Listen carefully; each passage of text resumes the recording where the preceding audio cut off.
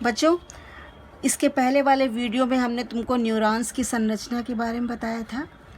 अब तंत्रिका तंत्र हमने आपको पहले बताया था कि केंद्रीय तंत्रिका तंत्र और परिधीय तंत्रिका तंत्र से मिलकर बनता है। केंद्रीय तंत्रिका तंत्र में बच्चों मस्तिष्क आता है और दूसरा मेरुरज्जु होता है, तथा परिधीय तंत्रिका तंत्र में कपाल तंत्रिकाएं हैं। जो मस्तिष्क से निकलने वाली तंत्रिका होती है उनको कपाल तंत्रिका कहते हैं, तथा दूसरी मेरु तंत्रिका है, ये मेरुरज्जु से निकलने वाली तंत्रिकाएं होती हैं। अब केंद्रीय तंत्रिका तंत्र ये हमारा ऊपर के सर के हिस्से में पाया जाता है। इसमें मस्तिष्क और मेरुरज्जु आता है। बच्चों, मस्तिष्क ये हमारे शरीर का एक बहुत ही इम्पॉर्टेंट और कोमल अंग है।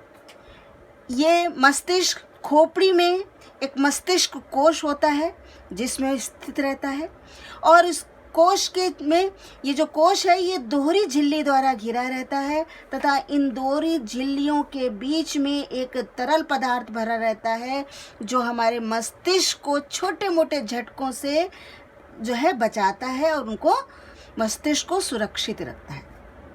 बच्चों, अब मस्तिष्क देखिए। मस्तिष्क के 3 प्रमुख भाग होते हैं। पहला है अग्र मस्तिष्क, ये ज़्यादा 3/4 भाग घेरे रहता है। फिर मध्य मस्तिष्क है और तीसरा पश्च मस्तिष्क है। अग्र मस्तिष्क में बच्चों 3 भाग होते हैं। एक है घ्राण पिंड, जो हम महक सूंघते हैं, गंध लेने के लिए हमारे मस्तिष्क में ये घ्राण पिंड पाया जाता है, जिसको ऑल्फैक्टरी लोब भी कहते हैं। दूसरा है प्रमस्तिष्क। इस प्रमस्तिष्क में ये बुद्धि का केंद्र कहा जाता है। इसमें सोचने के लिए स्मृति, विचारना, चेतना, तर्क शक्ति और सीखने संबंधी सभी बातें इस प्रमस्तिष्क के द्वारा ही संपन्न होती हैं। तीसरा है बच्चों डायनसेफेलॉन।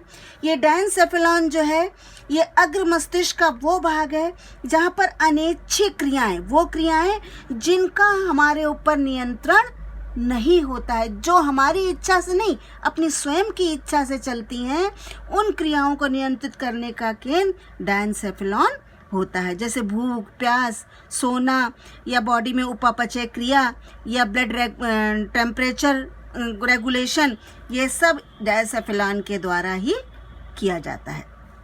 मध्य मस्तिष्क बच्चों ये बहुत छोटा भाग होता है और अधिकांश भाग इसका अनुमस्तिष्क से ढका रहता है। ये जो देखने संबंधी ज्ञान है ये हमारा इसी मध्य मस्तिष्क के द्वारा ही होता है, और ये मेरुरज्जु को जो है जोड़ता है। मस्तिष्क से मेरुरज्जु को जोड़ने का कार्य मध्य मस्तिष्क ही करता है। तीसरा बच्चों है पश्च मस्तिष्क।